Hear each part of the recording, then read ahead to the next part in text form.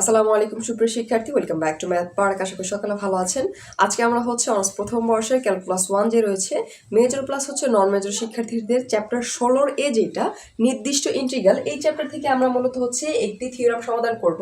খুব গুরুত্বপূর্ণ একটি থিওরাম। তার পরবর্তীতে এই চ্যাপ্টারে আমরা যে এক্সাম্পলগুলো রয়েছে সমাধান করব। সো এটা আপনাদের চ্যাপ্টার 16A। সো এখানে 16.A2 এখানে বলা আছে নির্দিষ্ট ক্যালকুলাসের যে মৌলিক উপপাদ্য, এটা কিন্তু অনেক গুরুত্বপূর্ণ মেজর প্লাস নন মেজর উভয় শিক্ষার্থীদের জন্য। মেজরের ক্ষেত্রে কিন্তু অনেক বর্ষ এসেছিল, সর্বশেষ 2024 সালে, এবং নন মেজরদের ক্ষেত্রে কিন্তু সর্বশেষ 2019 সালে এসেছিল। আমরা খুব সহজে শিখবো। এই ভিডিওটা দেখার পর আশা করি এই যে উপপাদ্যটি রয়েছে এটা একদম আপনাদের কাছে পানির মতো সহজ হয়ে যাবে। সো এখানে প্রথম অংশে আমরা জেনে নেব বর্ণনা, অর্থাৎ আমরা যে ক্যালকুলাসের যে মৌলিক উপপাদ্যটি প্রমাণ করব, এর বর্ণনাটা জেনে নিব। তার পরবর্তীতে বর্ণনা থেকে জানবো আমাদের মূলত কি প্রমাণ করতে হবে। সো প্রথমত আমরা চলে যাই বর্ণনা অংশে। যদি এফ অফ এক্স ফাংশন, অর্থাৎ আমাদের ফাংশন কি হবে, এফ অফ এক্স, এ কি এ বি বদ্ধ ব্যবধিত, অর্থাৎ আমাদের একটি ফাংশন হবে, এটা এফ অফ এক্স। এর এফ অফ এক্স এর কি হবে, এ এবং বি তে কি হবে, বদ্ধ হবে। অর্থাৎ বদ্ধ বলতে কি বোঝায়, আমাদের এই যে এ, এটা একটি পূর্ণ সংখ্যা, বি কিন্তু একটি পূর্ণ সংখ্যা। এই দুইটা সংখ্যার মাঝে অসংখ্য সংখ্যা বিদ্যমান। যদি আমরা ধরি এ এর মান ধরলাম 1, বি এর মান যদি 100 ধরি, তাহলে আমাদের এই 1 থেকে 100 এর মধ্যে কিন্তু অনেক অসঙ্গতিক সংখ্যা বিদ্যমান। এই যে মানগুলো আমরা কিসের মধ্যে বিদ্যমান, এ, অর্থাৎ এই 1 থেকে কিন্তু 100 এর মধ্যে আমরা লিমিটেশন রেখেছি। এই জন্য বুঝিয়েছি এখানে এ এবং বি এর ব্যবধিতে, এ ও বি এর ব্যবধিত বিদ্যমান, ব্যবধিত বদ্ধ থাকবে। এটা মানে এর মধ্যবর্তী মানগুলো হবে, এটা হবে অবিচ্ছিন্ন। অর্থাৎ এর যে মানগুলো, এটা কি আমরা জানি, এটা অবিচ্ছিন্ন। অর্থাৎ এখানে কোনো কিছু যদি আমরা দাগ দিই বা কোনো কিছু কেটে দিই, সেক্ষেত্রে বিচ্ছিন্ন হয়ে যাবে। এটা কি হবে না, বিচ্ছিন্ন হবে না, এটা হবে অবিচ্ছিন্ন। এবং এফ অফ এক্স এর প্রতি অন্তরজ হয়, অর্থাৎ এটি কি হবে, অন্তরীকরণ যোগ্য হবে। এফ অফ এক্স কি হবে, অবিচ্ছিন্ন, এবং এফ অফ এক্স হবে আমাদের অন্তরীকরণ যোগ্য। এই দুইটা অংশ মূলত আমাদের প্রমাণ করতে হবে। এই দুইটা যদি হয় কিসের ক্ষেত্রে, আমাদের যে ফাংশন দেওয়া আছে এফ অফ এক্স এর ক্ষেত্রে যদি হয়, সেই ক্ষেত্রে আমরা বলতে পারি কি, এইখানে আমাদের ইন্টিগ্রেশন ব্যবধি কি দেওয়া আছে, এ থেকে বি পর্যন্ত এফ অফ এক্স ডিএক্স, যখন আমরা অন্তরীকরণ করব তখন আমাদের কি হবে, এই যে এফ অফ বি সমান সমান f of b minus f of a, এইটা মূলত আমাদের কি করতে হবে, প্রমাণ করতে হবে। এটা যদি আমরা প্রমাণ করতে পারি, যখন আমাদের কি হবে, ফাংশনটি একবার অবিচ্ছিন্ন আবার অন্তরীকরণ যোগ্য হবে, তখন মূলত আমরা এই উপপাদ্যটি প্রমাণ করতে পারবো। বর্ণনা অংশ ছিল, আমরা এখন যদি প্রমাণ অংশে চলে যাই, ধরি আমরা প্রথমত ধরবো এ এবং বি কি বদ্ধ। আমরা জানি এ ও বি বদ্ধ ব্যবধিতে। এখন আমরা কি বললাম, এখানে কিন্তু বোঝার সুবিধার্থে আমরা এ ও বি এর মধ্যবর্তী মান ধরেছিলাম কি, এর মান যদি 1 হয় তাহলে বি এর মান যদি 100 ধরি, এই ক্ষেত্রে কিন্তু 2 থেকে শুরু করে 99 পর্যন্ত মানগুলো বিদ্যমান থাকবে। এখন আমরা এখানে আমাদের প্রমাণের সুবিধার্থে কল্পনা করব, এই বদ্ধব্যবধিতে x1 x2 x3 থেকে শুরু করে xn-1 এই বিন্দুগুলো বিদ্যমান। অর্থাৎ আমাদের এই যে এ বি রয়েছে, এর ভিতরে কি রয়েছে, x1 থেকে শুরু করে xn-1 এই সংখ্যক কি বিন্দু, এই বিন্দুগুলো বিদ্যমান, যেখানে আমাদের কি হবে, এই মানগুলো কিন্তু এ এবং বি এর মধ্যবর্তী মান। অর্থাৎ আমরা কিন্তু এগুলো কি রাখবো, এ এবং বি এর মধ্যবর্তী। সেই ক্ষেত্রে আমরা বলতে পারি এটা কি, আমরা একটু লক্ষ্য করুন, আমরা মধ্যবর্তী রাখা আরেকটা জিনিস বুঝি। আমাদের এই যে 1 যদি মান হয়, এর মান, এর পরবর্তী যে মান হবে 2, এই মানটা কিন্তু কি হবে, এর চেয়ে ছোট হবে। সেই ক্ষেত্রে আমরা কি করব, লেস দেন ইকুয়াল ব্যবহার করব। অর্থাৎ এই মানটা এর চেয়ে ছোট, এটা এর চেয়ে ছোট, এটা এর চেয়ে ছোট যে হবে, অর্থাৎ আমাদের যেই মানগুলো নিব তখন কি হবে, আমাদের এর চেয়ে ছোট, এবং এইখানে যে হবে একদম বি পর্যন্ত, অর্থাৎ বি এর মানগুলো কি হবে, এই যে 100 কিন্তু আমাদের এখানে যে ছিল, এর চেয়ে ছোট কি 99, এবং এই যে এখানে এর মানটা কি ছিল, এটা আমাদের 2 এর যে ছিল, 2 এর চেয়ে ছোট ছিল। অর্থাৎ এর মধ্যবর্তী স্থানে, অর্থাৎ এটা এ, এটা বি, এর মধ্যবর্তী স্থান আমরা x থেকে শুরু করে xn যে রাখলাম n-1, এটি কি হবে, এটা লেস দেন ইকুয়াল টু কি, a less than equal to b, এর মধ্যবর্তী স্থানে অবস্থিত বিধায় আমরা কিন্তু এইভাবে লিখেছি, এই অংশ থেকে এই অংশ পর্যন্ত হয়। সুতরাং আমাদের যে বিন্দু সমূহ রয়েছে কিলো, আমরা এই যে বিন্দু সমূহ পেলাম, এটা এ ও বি ব্যবধিতে। অর্থাৎ আমাদের এই যে ব্যবধিতে, এখন আমরা কিন্তু লিখতে পারি আমাদের এই যে x1 এবং এ, অর্থাৎ এর সাথে আমরা এটা নিতে পারি। তার পরবর্তীতে আবার নিতে পারি x1 এর সাথে x2, এখানে x3 এর সাথে কিন্তু x4, আবার 4 এর সাথে 5, এই আকারে নিতে পারি।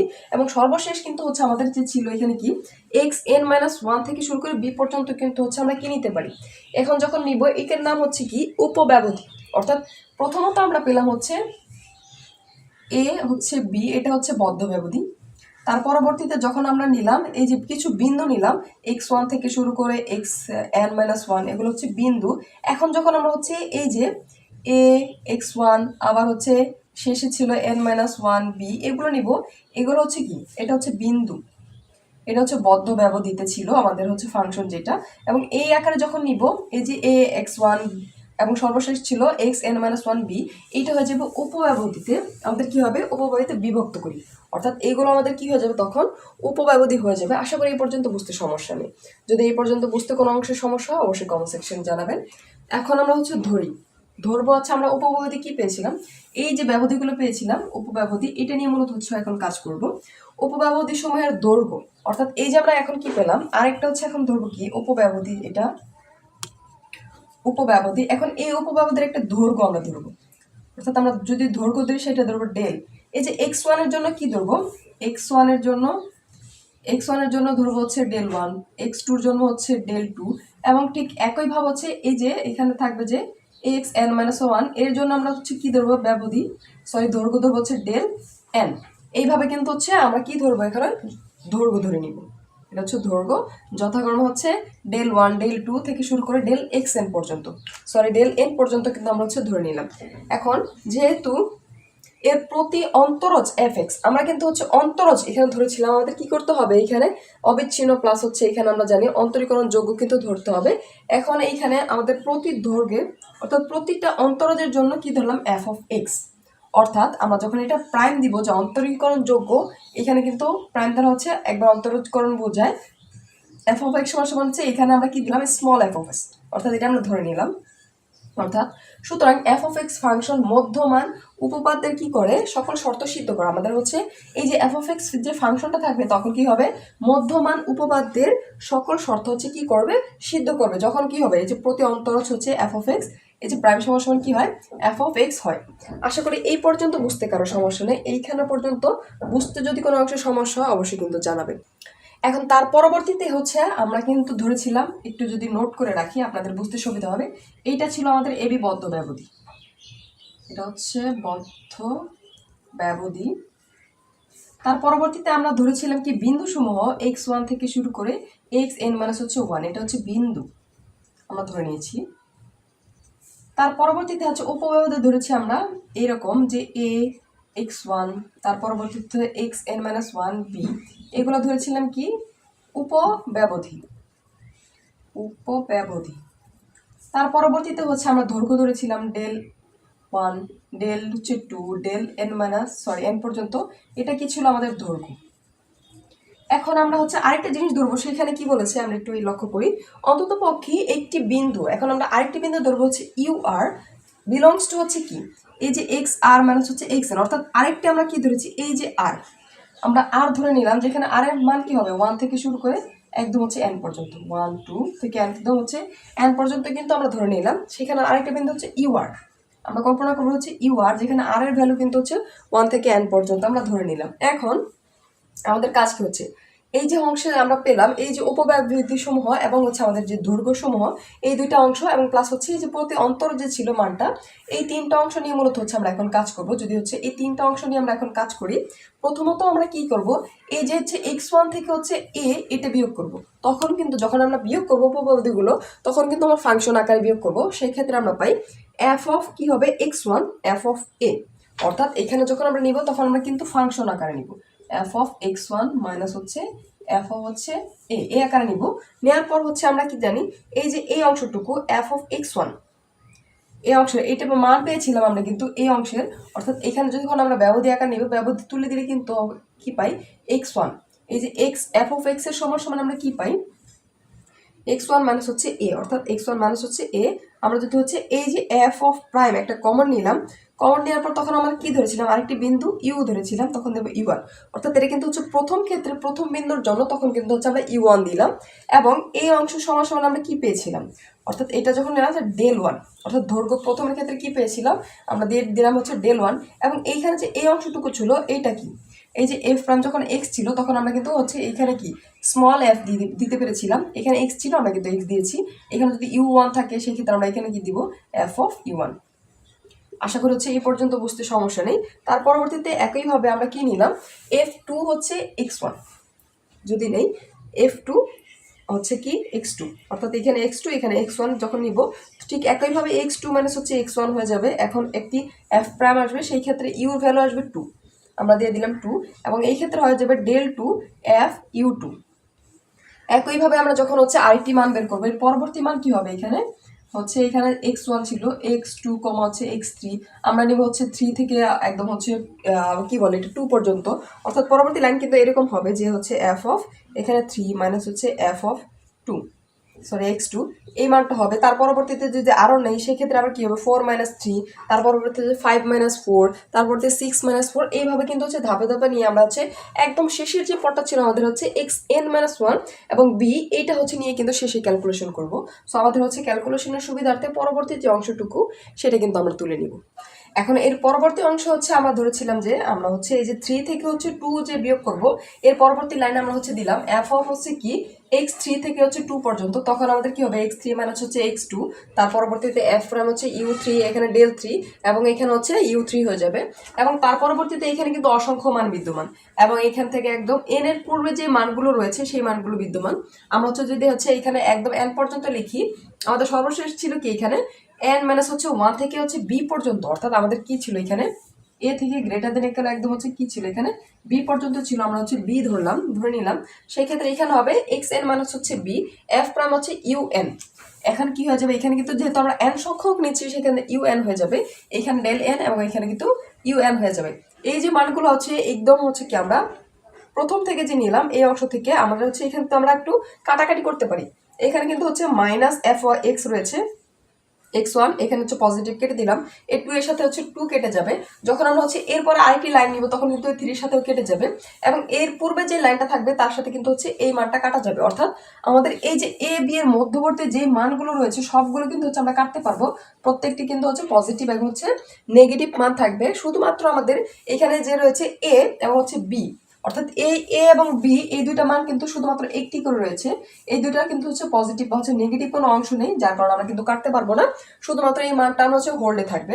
সেই ক্ষেত্রে আমরা পাই, আমরা যখন হচ্ছে সবগুলোকে যোগ করব এই পাশের যা ছিল আমরা হচ্ছে কাটাকাটি করলে যদি যোগ করি সেক্ষেত্রে কি পাবো f অফ b, আমাদের কি ছিল সর্বশেষ হচ্ছে এই যে f অফ b হচ্ছে, তারপর আমরা মাইনাস দিলাম f অফ a, মাইনাস হচ্ছে f অফ a, এখানে কিন্তু মাইনাস ছিল আমাদের হচ্ছে এই যে বি এর পূর্বে কিন্তু হচ্ছে মাইনাস ছিল, যদি একটা মাইনাস কমন নেই সেই ক্ষেত্রে কিন্তু আমরা হচ্ছে এইভাবে লিখতে পারি f অফ বি মানে হচ্ছে f অফ a, সরি এটা না, f অফ বি মানে হচ্ছে f অফ a। এবং এইখানে যে মানগুলো রয়েছে এইখানে কিন্তু হচ্ছে কোনো পজিটিভ নেগেটিভ মান নেই, এই পাশে যে মান এইখানে কিন্তু কোনো নেগেটিভ মান নেই, সেই ক্ষেত্রে আমরা কি করতে পারবো না, এখানে কোনো মান কাটতে পারবো না। সো এইখান থেকে আমরা কিন্তু নিতে পারি একটু লক্ষণীয় বিষয় হচ্ছে এই যে ডেল নিয়েছিলাম আমরা কি, এই যে ডেলের মান কিন্তু ছিল 1 2 3 একদম থেকে শুরু করে n পর্যন্ত, আমরা হচ্ছে এই যে 1 2 3 এটা কি আর এর ভ্যালু যে কি 1 থেকে n পর্যন্ত। সো আমরা হচ্ছে ডেল আর যদি দিয়ে দিই সেই ক্ষেত্রে আর এর ভ্যালু কি হবে 1 2 থেকে একদম n পর্যন্ত আমরা দিয়ে দিলাম। সো আমরা এখানে কিন্তু সামেশন আকার লিখলাম আর এর ভ্যালু কি 1 থেকে n পর্যন্ত ডেল আর, এবং এফ অফ এখানে যে ইউ রয়েছে ইউর ভ্যালু কিন্তু 1 থেকে শুরু করে একদম n পর্যন্ত, একইভাবে আমরা হচ্ছে ইউ আর দিয়ে দিলাম, যেখানে আমাদের কি হবে এই যে ইউ আর এর ভ্যালু 1 থেকে n পর্যন্ত, অর্থাৎ একদম গড় আকারে লিখলাম। যেহেতু পরবর্তী অংশে এফ অফ এক্স ফাংশন অবিচ্ছিন্ন, আমরা জানি কি আমাদের হচ্ছে এই যে এফ অফ এক্স ফাংশন ছিল সে কি হবে অবিচ্ছিন্ন, সুতরাং আমাদের কি অবিচ্ছিন্ন হওয়ার কারণে এটা কিন্তু হচ্ছে লিমিট কি হবে একদম ইন্টিগ্রেশন পর্যন্ত, অর্থাৎ অসীম পর্যন্ত। সেই ক্ষেত্রে n এক্সটেন্স টু হচ্ছে কি আমাদের ইনফিনিটি, আমরা কিন্তু হচ্ছে এই যে n এর অর্থাৎ r এর ভ্যালু ধরেছিলাম n পর্যন্ত, এখন কি হবে এই n এর ভ্যালু হবে ইনফিনিটি পর্যন্ত। এর জন্য হচ্ছে ডেল ভার আমরা দিয়ে দিলাম কি 0 হবে, তখন আমাদের ডেল এর ভ্যালু কি হবে 0 হবে। সুতরাং আমরা হচ্ছে এই লাইনের পরবর্তী অংশে লিখতে পারি f অফ b মাইনাস হচ্ছে f অফ a সমান সমান লিমিট n এক্সটেন্স টু হচ্ছে ইনফিনিটি পর্যন্ত। আমাদের কি হবে তখন আমরা লিমিট দিব, তখন কি n এক্সটেন্স টু হচ্ছে ইনফিনিটি পর্যন্ত, এবং সামেশন যে মানটা থাকবে এই মানটা যা ছিল তাই থাকবে। এবং এইটাকে আমরা হচ্ছে একবার যদি ইন্টিগ্রেশন আকারে লিখি সেই ক্ষেত্রে আমাদের লিমিটের মান কি ছিল, আমাদের ব্যবধি ছিল কি a এবং হচ্ছে b। সো দিয়ে দিলাম আমাদের ব্যবধি হচ্ছে a থেকে b পর্যন্ত f অফ x হচ্ছে dx। একইভাবে এটা আমরা আবার লিখতে পারি এই আকারে যে হচ্ছে আমাদের এইখানে b a f of x হচ্ছে dx, এই যে এই অংশটুকু সমান সমান f অফ b মাইনাস হচ্ছে f অফ a। এটাই মূলত হচ্ছে আমাদের প্রমাণ অংশ প্রুফড। আশা করি হচ্ছে যে ইন্টিগ্রাল ক্যালকুলাসের যে মৌলিক উপপাদ্য এটা আপনারা বুঝতে পেরেছেন। খুব সহজভাবে হচ্ছে উপস্থাপন করার চেষ্টা করেছি। তবু যদি এই উপপাদ্যের কোনো অংশ বুঝতে অসুবিধা হয় অবশ্যই কমেন্ট সেকশনে জানাবেন। চ্যাপ্টার 16 এর আমরা একটি এক্সাম্পল সমাধান করব। এখানে মূলত হচ্ছে এক্সাম্পল নাম্বার 17। এই অংশের মান আমাদের নির্ণয় করতে হবে। এটা মেজরদের ক্ষেত্রে হচ্ছে 2018 সালে এসেছিল। সো প্রথম অংশে আমরা একটু ক্যালকুলেশন করবো, অর্থাৎ ধরে নিব কিছু মান। এখানে কিন্তু হচ্ছে 10x এর মান নেই, বাট হচ্ছে আমরা একটু ধরে নিব 10x, যেহেতু আমাদের পরবর্তীতে কাজে লাগবে। এখানে 10x সমান সমান আমরা হচ্ছে z ধরে নিলাম। এখন 10x কে যদি x এর সাপেক্ষে আমরা অন্তরীকরণ করি সেক্ষেত্রে পাই sec স্কয়ার x, এবং হচ্ছে এই যে এখানে এটা dx টা হচ্ছে এই পাশে ছিল, অর্থাৎ z কে যখন আমরা অন্তরীকরণ করি dz বা হচ্ছে dx পাই। সো x টা আমরা এই পাশে নিলাম, z টা হচ্ছে এই পাশে রাখলাম। এখন আমাদের হচ্ছে এখানে লিমিটের মান দেওয়া ছিল 0 থেকে হচ্ছে পাই পর্যন্ত। এখন আমরা 10x এর উপর বসিয়ে আমরা হচ্ছে আরেকটি মান বের করব। সো x এবং হচ্ছে z। সো আমরা যদি এখানে মানগুলো বসিয়ে দেই, এখানে আমাদের x এবং হচ্ছে z এর ভ্যালু প্রয়োজন। আমাদের দেওয়া ছিল হচ্ছে 0 এবং π/2, আমরা হচ্ছে 0 দিয়ে দিলাম, এবং আরেকটা ছিল হচ্ছে π/2। সো প্রথমত হচ্ছে 10x এর জায়গায় যদি আমরা হচ্ছে 0 বসাই সেই ক্ষেত্রে এর মান কিন্তু হচ্ছে আমরা 0 পাই, এবং 10 এর যদি এখানে π/2 বসাই সেই ক্ষেত্রে এর মান কিন্তু জানি আমরা হচ্ছে ইনফিনিটি, অর্থাৎ আমরা পেলাম হচ্ছে নতুন মান 0 থেকে হচ্ছে ইনফিনিটি পর্যন্ত। এখন আমরা যখন এই 10x এবং হচ্ছে এই যে dz এর মান যখন বসাবো তখন কিন্তু হচ্ছে আমাদের এই যে নতুন দুইটা আমরা ইন্টিগ্রেশন মান পেয়েছি, অর্থাৎ লিমিটের মান, এটা কিন্তু ব্যবহার করব। সো আমরা সমাধান অংশে চলে যাই। সলিউশন। প্রথম অংশে আমাদের এখানে যা ছিল তাই নিয়ে আসলাম। তার পরবর্তীতে এই লাইনে আমরা একটু কাজ করেছি, এখানে একটু বুঝবো। আমাদের এইখানে প্রশ্ন হচ্ছে এখানে ছিল কি dx এর জায়গায় আমরা হচ্ছে sec স্কয়ার x কিভাবে লিখলাম। এখন আমরা হচ্ছে এই লাইনে যদি একটু আলাদাভাবে কাজ করি, আমরা হচ্ছে এই যে এইখানে উপর এবং নিচের প্রত্যেকটা অংশকে হচ্ছে cos স্কয়ার x দ্বারা হচ্ছে ভাগ করে দিব। তো প্রথমে ছিল হচ্ছে dx, এটাকে ভাগ করবো হচ্ছে কি cos স্কয়ার x দ্বারা। নিচে ছিল হচ্ছে এই স্কয়ার cos স্কয়ার x, আমরা ভাগ করব কি দিয়ে হচ্ছে cos স্কয়ার x, প্লাস এখানে ছিল হচ্ছে b square sin square x, আমরা ভাগ করব হচ্ছে cos স্কয়ার x দ্বারা। এখন এই লাইনের পর আমরা হচ্ছে এই যে dx যে রয়েছে এটা কি লিখতে পারি, এটা কি কিন্তু লিখতে পারি হচ্ছে dx এবং 1 বাই হচ্ছে cos square x। 1 by cos square x মানে কি sec স্কয়ার x, এখানে থাকে হচ্ছে dx, আমরা পেয়ে গেলাম। এবং এইখান থেকে cos স্কয়ার কেটে দিলে শুধুমাত্র থাকে a স্কয়ার, প্লাস এখানে আমরা যদি b স্কয়ার কমন নেই বা সাইডে রাখলাম b স্কয়ার, এবং হচ্ছে sin স্কয়ার x বা হচ্ছে cos স্কয়ার x সমান সমান আমরা জানি কি tan স্কয়ার x। আমরা কিন্তু এই মানটা পাই, এটা হচ্ছে সরাসরি কিন্তু হচ্ছে আমরা এখানে লিখে দিয়েছি, অর্থাৎ এই যে এই লাইনটা আমরা সরাসরি হচ্ছে এইভাবে ক্যালকুলেশন করে শুধুমাত্র কি করলাম cos স্কয়ার x দ্বারা হচ্ছে প্রত্যেকটি অংশকে আমরা ভাগ করে দিলাম। আমরা হচ্ছে এই অংশ লিখলাম। যখন আমরা হচ্ছে এই অংশ লিখলাম তখন কিন্তু আমরা কি করিনি, লিমিটের কোনো মানের পরিবর্তন করিনি। এর পরবর্তী লাইনে আমরা হচ্ছে কি করব, এই যে sec স্কয়ার x dx যেটা, এটা সমান সমান কি পেয়েছি dz, আমরা বসিয়ে দিলাম হচ্ছে dz, এবং এইখানে যে মানটা পেয়েছি এই যে tan square x, tan x বলতে যেহেতু আমরা z পেয়েছি স্কয়ার দিলে হয়ে যাবে z স্কয়ার, আমরা বসিয়ে দিলাম হচ্ছে z স্কয়ার। এখন আমাদের কাজ হচ্ছে আবার লক্ষণীয় বিষয়, আমরা যখন কি করলাম এখানে মান বসিয়েছি, আমরা জানি যখন আমরা যে মানটি ধরে নিব এই মানগুলো যখন বসাবো তখন কিন্তু হচ্ছে আমাদের লিমিটের মানটাও নতুন মানটা বসিয়ে দিলাম, অর্থাৎ কি 0 থেকে ইনফিনিটি পর্যন্ত। এবং পরবর্তী লাইনে আমাদের কাজ হচ্ছে এই যে নিচের অংশকে হচ্ছে কি করব b স্কয়ার দিয়ে হচ্ছে ভাগ করে দিব। এখানে যখন আমরা b স্কয়ার দিয়ে ভাগ করবো এখানে কি দাঁড়ায় 1 বাই হচ্ছে b, আর এখান থেকে ভ্যানিশ হয়ে যায় হচ্ছে কি 1 বাই v। এখন আমাদের হচ্ছে এই dz এর জন্য যে bটা, এটা হচ্ছে আমরা কমন নিলে 1 বাই হচ্ছে b পাই, অর্থাৎ তখন কিন্তু এর মানটা কি হয়ে যাবে নিচে চলে আসবে, আমরা কিন্তু দিয়ে দিলাম। এবং এর পরবর্তী লাইনে এই যে 1 বাই b, আমাদের এইখান থেকে হচ্ছে কি ছিল b বাই a, এইখান থেকে হচ্ছে একটি b বাই a আমরা কমন নিলাম, অর্থাৎ বাইরে নিয়ে আসলাম। এই যে 1 বাই b স্কয়ার ছিল 1 বাই b বাই a একটি হচ্ছে বাইরে নিয়ে আসলাম, আরেকটি b বাই a কিন্তু থাকে, b বাই a কিন্তু আমরা রাখলাম।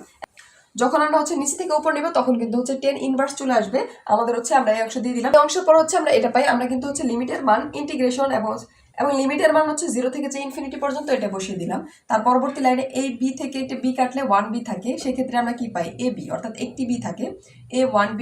এবং হচ্ছে এখান থেকে আমরা যখন লিমিটের মান বসাবো 10 এর ক্ষেত্রে, এই যে b এর ক্ষেত্রে তখন হচ্ছে π/2 পাই, অর্থাৎ π/2 পাই আমরা যখন এই যে ইনফিনিটি মানটা বসাবো। সো আমরা যখন এখন গুণ করি 2a বাই হচ্ছে কি 2a বাই হচ্ছে এখানে পাই, এটা মূলত হচ্ছে অ্যান্সার। এইখানে একটু কনফিউশন হচ্ছে tan ইনভার্স 1, এখানে হচ্ছে এই যে b এর মান, অর্থাৎ এখানে কিন্তু হচ্ছে z এর মান আমরা বসাবো, z এর মান ইনফিনিটি যখন বসাবো, অর্থাৎ এই যে ইনফিনিটি tan ইনফিনিটির মান কত, এখানে কি হয় b বাই a, আমরা কিন্তু হচ্ছে এই অংশ থেকে পাই, অর্থাৎ b বাই a এভাবে পেলাম। আশা করি সকলে বুঝতে পেরেছেন। এই ম্যাথের কোনো অংশ যদি বুঝতে সমস্যা হয় অবশ্যই কমেন্ট সেকশনে জানাবেন।